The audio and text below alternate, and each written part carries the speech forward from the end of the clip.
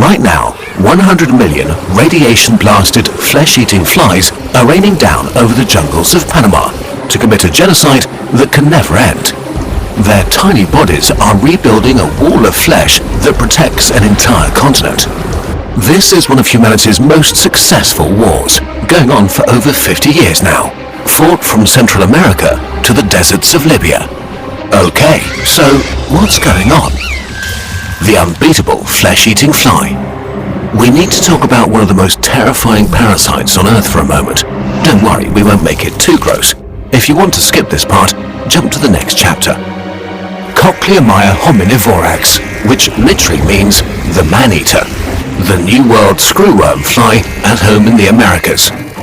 Each of these metallic blue-green flies with bright red eyes that exist in nature is here because it's feasted on the flesh of a warm-blooded animal.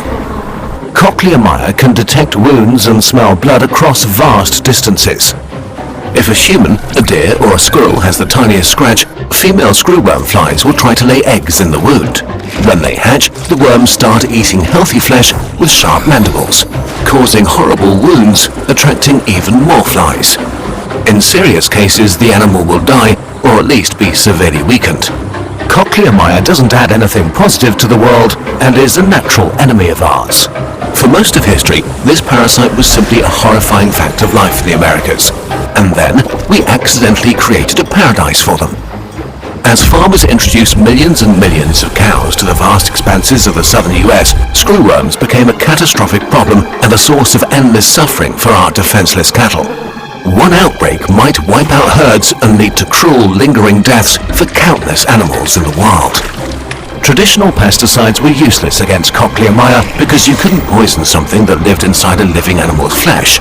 You couldn't prevent animals from getting injured or flies from finding wounds. The situation seemed hopeless, and Cochleomya was winning. Ranchers had to spend countless hours examining their herds, treating wounds, trying to protect newborns, watching helplessly as their animals suffered. And then two scientists in the 1950s had an idea that was too wild to be taken seriously at first. What if we kind of nuke the screwworms? Radioactive parasite factories. Screwworm flies have a major weakness. Female Cochleomya can lay up to 400 eggs multiple times. But they only mate a single time before they die at the ripe old age of 3 weeks. So what if we could somehow disrupt the mating process? What if we could flood the environment with sterile male flies? The females would waste their one and only chance at reproduction on males that couldn't produce offspring. An entire species could theoretically mate itself out of existence. But how do you sterilize millions of flies without killing them or making them too weak to compete for mates? Well, it turned out the timing to do this was kind of perfect. Scientists studying the effects of radiation have discovered that specific doses could damage reproductive cells while leaving the rest of an organism intact. So all we needed to do was figure out how high this dose was for Cochleomya, breed millions of flies, irradiate them, and release them over thousands of square kilometers. Imagine explaining this idea to someone in 1950. Imagine the scale of the damage and the suffering that Cochleomya caused for people to say, okay, sure, let's try this, why not? To prove this could work, scientists built a screwworm paradise in Florida and shipped millions of flies to the remote island of Curacao. Long trays were filled with ground beef and horse meat, animal blood, milk and eggs. Thousands were bred, irradiated, and released into the wild in regular intervals. As the weeks and months passed, more and more of the Cochleomya on the island were infertile and mated with regular ones. First slowly, and then suddenly, they were no more. Completely eradicated. It was time to think much bigger. Over the next few decades, a war was declared and professional worm factories established to breed them by the billions. A single plant in Texas alone needed 70 tons of meat and 12,000 gallons of blood to breed 150 million flies per week. The disgusting mix had to be kept warm because they had to believe they were inside a living animal.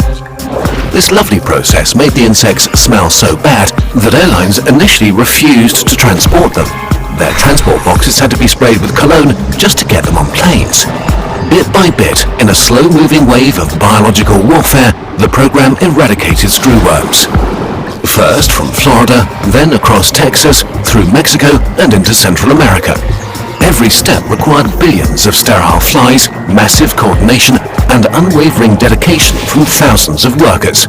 It was an incredible victory of humanity over the horrors of nature.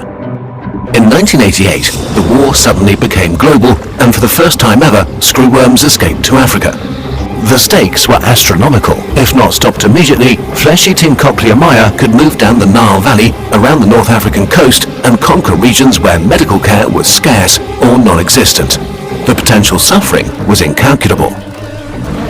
To stop this invasion, a Herculean operation was triggered immediately. Hundreds of millions of sterile flies were flown in. Ground teams inspected millions of animals for wounds. Communication campaigns explained to locals why planes were dropping boxes full of millions of flesh-eating American flies. But it worked. In just 4 months, the invasion was stopped. But Cochleomya still held a firm grip over the Amazon rainforest and much of South America. An area too large, politically complicated and expensive to expand the war further. So a deal was made with Panama, the narrowest part of the continent. The US and Mexico would pay for a wall of flesh in the small country. It would prevent any screwworms from reaching the north ever again. Today, deep in Panama, a nuclear worm factory runs 24 hours a day, 7 days a week, producing an endless stream of sterile flies. The technology has come a long way from the early days. Instead of ground meat, a brown protein sludge made from powdered blood, milk and eggs is piped into trays stacked in rooms kept at exactly the same temperature as living tissue. Thousands of flies are then carefully irradiated with precise doses of radiation, creating Cochleomya that acts normal but are dead inside. Each week, 100 million flies are loaded into rotating dispersal machines to be released mid-flight in a finely tuned balance of drop rate, speed and altitude. The flight paths are separated by precisely 1.6 kilometers in a choreographed aerial ballet, creating an invisible wall of sterile flies. Surveillance teams cover some of the most remote and challenging terrain to check animals for injuries and monitor for any sign of screwworm activity. Unfortunately, right now, the wall is failing and the war against Cochleomya is far from over. Cochleomya strikes back. In 2016, Cochleomya somehow made their way back to the Florida Keys, turning the Paradise Islands into a nightmare. Key deer were suddenly walking around with gaping wounds. Millions of sterile flies were rushed in from Panama, creating a front around the outbreak and beginning the eradication again. Within months, the invasion was at least contained. And in late 2023, the wall in Panama failed and Cochleomya struck back immediately. Like a parasitic firestorm on speed, it spread again all over Panama and Costa Rica, burning through Central America and even reaching Mexico. The worm factory now produces sterile worms at maximum capacity. It's a real biological emergency, and it's not clear when it will be over. One day, we might be able to win the war against this horrible monster.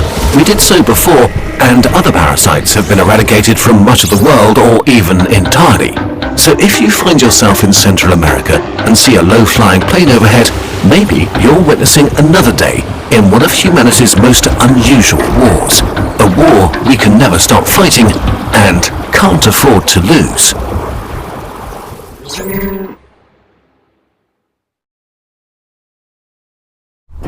Incredible breakthroughs often start with ideas that sound incredibly crazy at first. Seeing solutions where others see dead ends isn't a rare skill only geniuses are born with. It's one you can start building right now in just minutes a day with the help of our friends at Brilliant. Brilliant will make you smarter every day with thousands of interactive, bite-sized lessons that transform your mind into a problem-solving machine. On Brilliant, learning feels more like playing a game. You'll get hands-on with big ideas in everything from maths and science to AI, data analysis, and beyond. You'll not only gain knowledge of key concepts, you'll learn to apply them to real-world situations. Brilliant is constantly releasing new and updated lessons, so you'll never run out of fascinating topics to explore. Spending just a few minutes a day, you'll quickly become a smarter thinker and problem solver with all the tools you need to make breakthroughs of your own. To start exploring everything Brilliant has to offer for free for a full 30 days, visit brilliant.org/nutshell or click on the link in the description. You'll also get 20% off an annual premium subscription. This bird has magical powers. Let's see a demonstration. Bring in the latest scientific research. Wow, that's a lot of complicated stuff about the immune system and all its cells. How could someone possibly understand all of this? Incredible! This overview is delightful and easy to grasp, but still scientifically accurate. Let's make it a bit more difficult. Can she make all of evolution visible at a glance? This is brilliant. You can clearly see the relationships between species and how they evolved. And look at those illustrations. These posters are ready to be shared with the world. These very special pieces of Kurzgesagt are now available on our shop along with many other sciencey products, all researched with care and created with love by the burbs with magical powers. Every Kurzgesagt product you buy directly funds another moment we get to spend working on our videos. Thank you so much for being a part of our story and for making this channel possible.